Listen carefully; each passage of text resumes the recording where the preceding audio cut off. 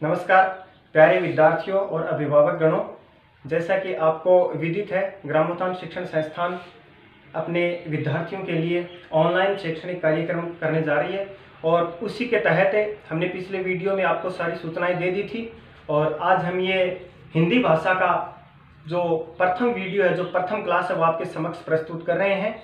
ज़्यादा समय का ज़ाया न करते हुए हम सीधे टॉपिक पे आते हैं।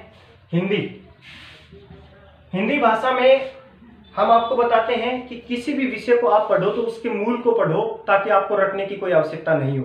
तो हम जो पढ़ाएंगे वो मूल से पढ़ाएंगे, आपको 12वीं की कक्षा नहीं, इसके अलावा अगर आप भविष्य में कोई प्रतियोगी परीक्षा की तैयारी कर रहे हो, प्रतियोगी परीक्षा के प्रश्न दोगे तो भी आपके लिए ये क्लास बहुत ही उपयोगी होगी। जब उसके प्रश्न आपके सामने आएंगे तब आप देखना, ये क्लास आपके लिए बहुत ही उपयोगी होने जा रही है। आज हम पढ़ेंगे हिंदी भाषा के भाषा व व्याकरण का सामान्य परिचय।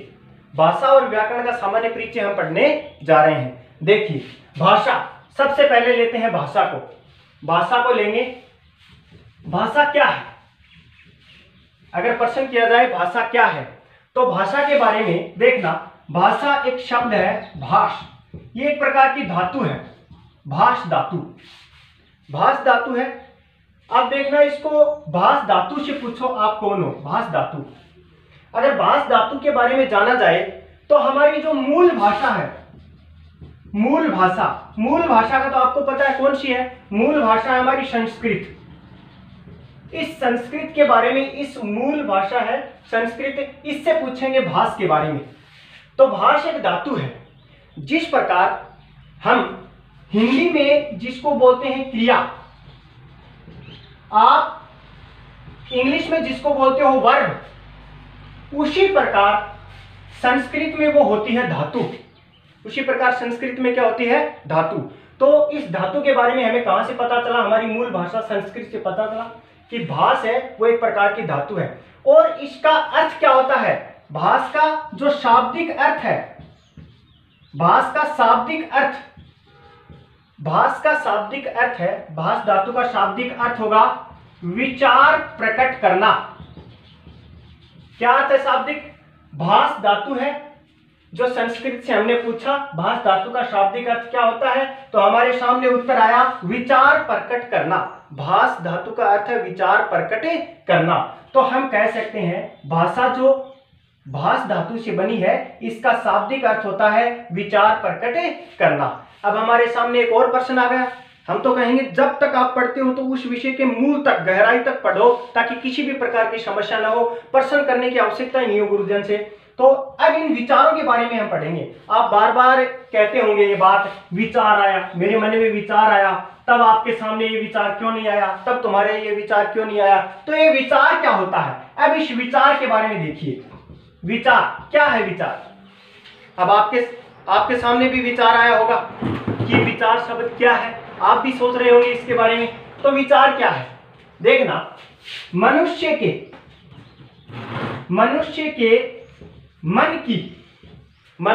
मन की क्या होती है? ध्वन्यात्मक इकाई। विचार क्या है? विचार क्या है? मनुष्य के मन की अध्वन्यात्मक इकाई क्या होती है?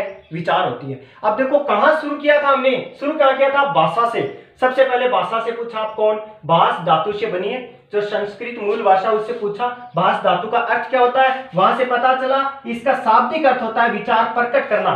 फिर हमारे सामने एक बात, कॉमन सेंस की बात है, हर कोई बोलता है विचार, लेकिन क्या आपने कभी आज तक सोचा है इस विचार शब्द का अर्थ क्या होता है? विचार शब्द का अर्थ होता है मनुष्य के मन की अध्वन्यात्मक इकाई। आपको वर्तमान में लग रहा होगा ये क्या पढ़ा रहे हैं, ये विचार क्या बता रहे हैं, ये भाष क्या बता रहे हैं, लेकिन जैसे मैं इस भाषा को परिभाषित करूंगा तब आपके ये विचार आएगा, ये विचार ही आएगा कि वाह, इस प्रकार से तो हमने कभी पढ़ा ही नहीं।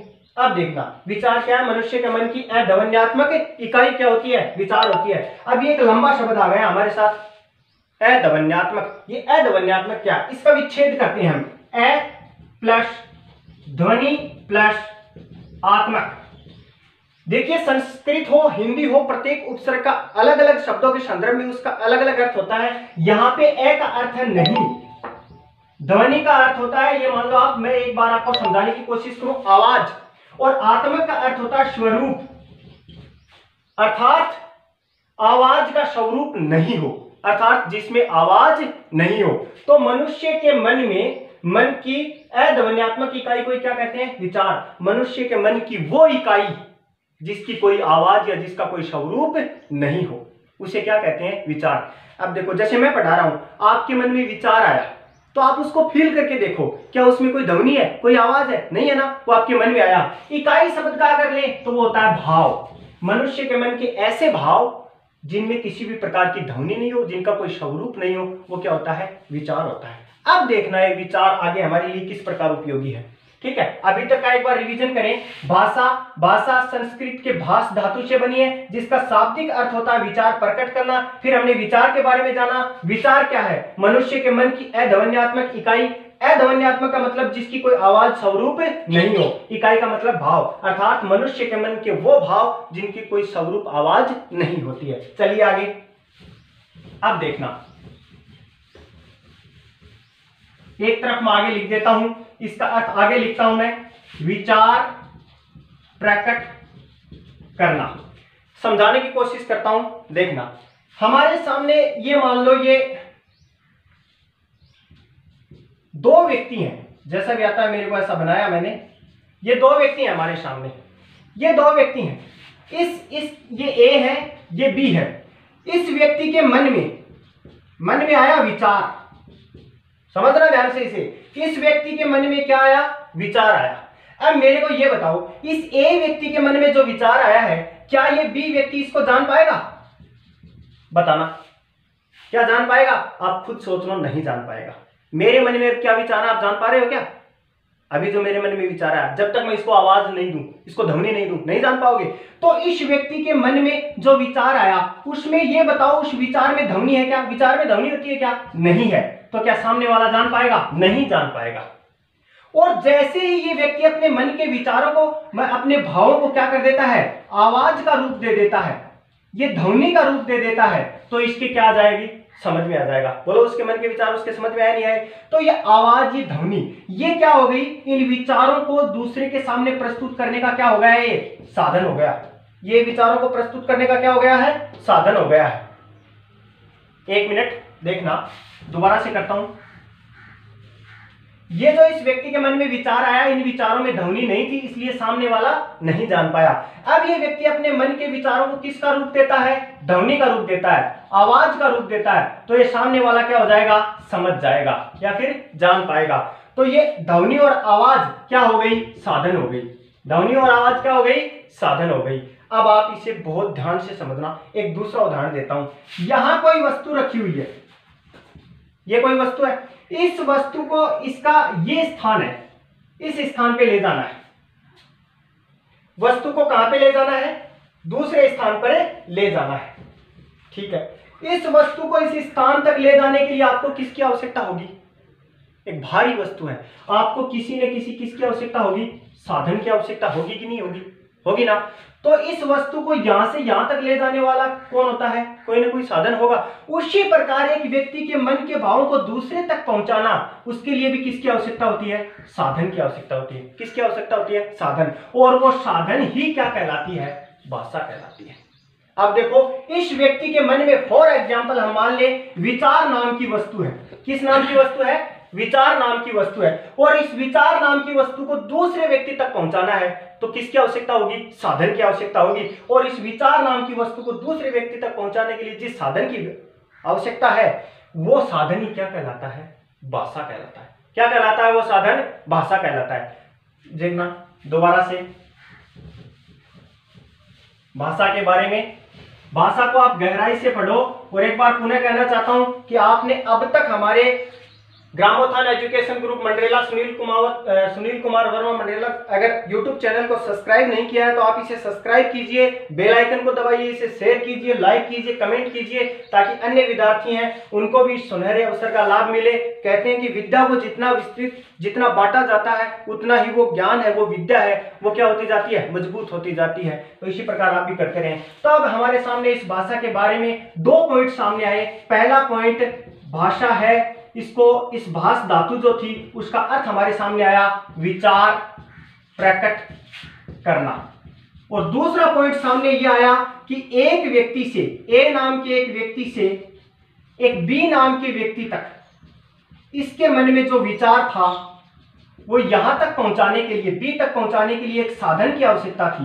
क्यों थी? क्योंकि ये जो व्यक्ति के विचार थे इनमें कोई आवाज नहीं थी, इनकी कोई ध्वनि नहीं थी।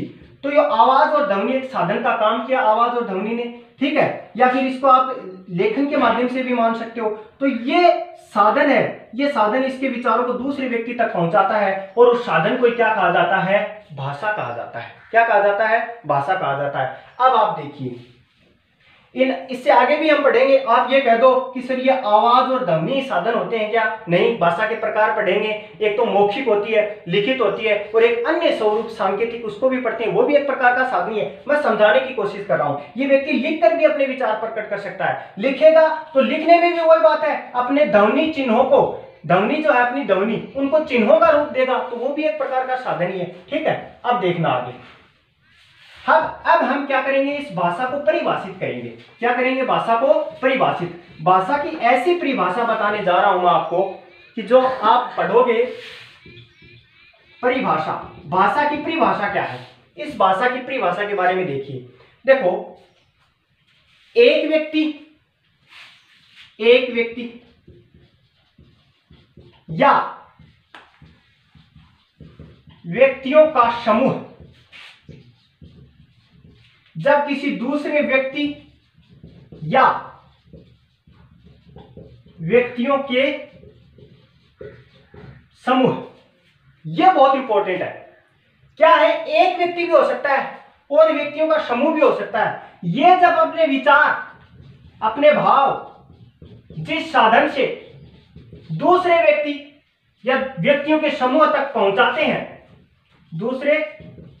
हैं, उस साधन को क्या कहा जाता है? भाषा कहा जाता है। यह इंपॉर्टेंट है, देखना। भाषा की परिभाषा बोल रहे हैं, और परिभाषा में आप भाषा के ऐसे शब्दों का इस्तेमाल कीजिए वो सबसे भिन्न हो, अलग हो, उसमें किसी प्रकार का कुछ भी नहीं छोड़ा जाए। कहते हैं कि एक सभ्य भाषा जो व्यक्ति बोलता है, भाषा व्यक्ति के व्यक्तित्व का परिचायक होती है। भाषा जो है वो एक व्यक्ति के व्यक्तित्व को दर्शाती है कि व्यक्ति कैसा है, वो भाषा में इतना दम है। इसीलिए मैं बोल रहा हूं, इस परिभाषा को देखना। एक व्यक्ति के मन में आए विचार हैं, वो अपने मन के विचारों को जिस साधन से किसी व्यक्ति या व्यक्तियों के समूह तक पहुंचा सकता है, या कई व्यक्तियों का समूह भी अपने मन के विचारों को किसी व्यक्ति या व्यक्तियों के समूह तक पहुंचा सकता है। कैसे? देखना। आप कहोगे व्यक्तियों का, एक व्यक्ति व्यक्तियों का समूह कैसे? आप ये तो देखते हो, प्रत्यक्ष को प्रमाण की आवश्यकता नहीं है। आप बार बार टीवी देखते हो, तो टीवी के ऊपर एक एंकर जो होता है, एक पत्रकार, एक एंकर क्या करता है? करोड़ों व्यक्तियों तक क्या करता है भाई? अपनी आवाज पहुंचाता है। करोड़ों तक अपनी क्या करता है? आवाज पहुंचाता है कि नहीं पहुंचाता? बोलो, वो भाषा है कि नहीं? एक व्यक्ति ने, एक ही व्यक्ति, टीवी का एक एंकर कहां तक चला जाता है? व्यक्तियों के समूह तक अपनी आवाज पहुंचाता है। तो देखो, अब हम अगर भाषा को परिभाषित करेंगे तो कैसे करेंगे? भाषा वो साधन है, भाषा वो माध्यम है। दोबारा से सुन लेना, परिभाषा बोल रहा हूं। भाषा वो साधन है, भाषा वो माध्यम है जिसके द्वारा एक व्यक्ति ऑब्लिक या व्यक्तियों का समूह है अपने मन के विचारों को, भावों को क्या करता है? दूसरे व्यक्ति या किन्हीं व्यक्तियों के समूह तक पहुंचाता है। नंबर 1, पहुंचाता है, विचार विमर्श करता है, विचारों का लेन देन करता है, ठीक है, विचार विनिमय करता है। आप कोई भी शब्द ऐड कर दो, विचार विनिमय करता है, उसे क्या कहते हैं? भाषा कहते हैं। दोबारा से सुन लेना, कोई एक भाषा वह साधन है, भाषा वह साधन है जिसके माध्यम से एक व्यक्ति या व्यक्तियों का समूह है किसी दूसरे व्यक्ति या व्यक्तियों के समूह तक अपने विचारों को क्या करता है?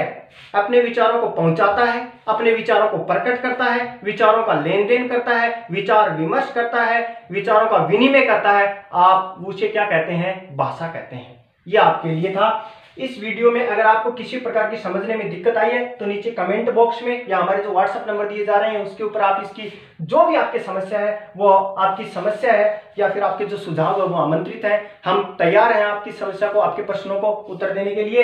एक बार मैं रिवीजन कर देता हूं। देखना, हिंदी में सबसे पहले हम पढ़ेंगे भाषा व व्याकरण का सामान्य परिचय।